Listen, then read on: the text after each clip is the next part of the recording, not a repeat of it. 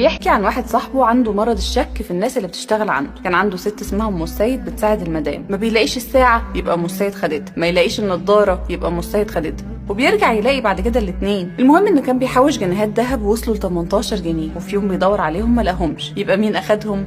طبعا ام السيد. مسك ام السيد وهاتي الذهب، يعني هاتي الذهب، مفيش حد غيرك. تقول له والله ما خدته، مفيش فايده. وداها القسم واتحبست كذا يوم، والست الكبيره دي اتبهدلت اخر بهدله. هي كانت مرات البواب، طردوهم من العماره وبفضيحه كبيره كمان. وبعد 10 سنين صاحبي ده كان في بيت والدته وعنده مكتب قديم بيشوف فيه ورق مهم، لقى ال 18 جنيه ده كان حاططهم هناك وناسي اصلا انه حاططهم هناك. ولان دماغه كانت متبرمجه على الشك في ام سيد، قال اكيد انها هي اللي اخدته. جالي وقال لي انا هموت، مش عارف اعمل ايه، احنا اتهمنا الست دي وبهدلناها وحبسناها ومشيناها وفضحناها، اعمل ايه؟ قلت له روح لها البلد وراضيها واديها حتى نص الفلوس دي، كفايه الظلم اللي هي شافته بسببنا. قال لي والله حاضر هعمل كده ماشي. كانت في الفيوم، راح ودور على بيتها لحد ما وصل، لقى بيت بجنينه حلوه، وقابل الراجل والست وقال لها انا جاي اعتذر لك، ببوس راس جوزك واللي يرضيكي اعملهولك. انا سالت وقالوا لي ان الفلوس دي نصها ليكي. قالت له انا مش عايزه حاجه، انا هاخد الفاكهه اللي انت جايبها زياره، انما مش هاخد عوض. قال لها ازاي يعني؟ قالت له بعد ما طردتنا من العماره رجعنا البلد، جوزي جاله عقد عمل في الخليج، سافر كام سنه ورجع عمل مزرعه فراخ، والمزرعه ما شاء الله عملت 2 و3، واشترينا ارض وبنينا عماره. والرسول صلى الله عليه وسلم جالي في الحلم وقال لي هيجيلك يعتذر، اقبلي اعتذاره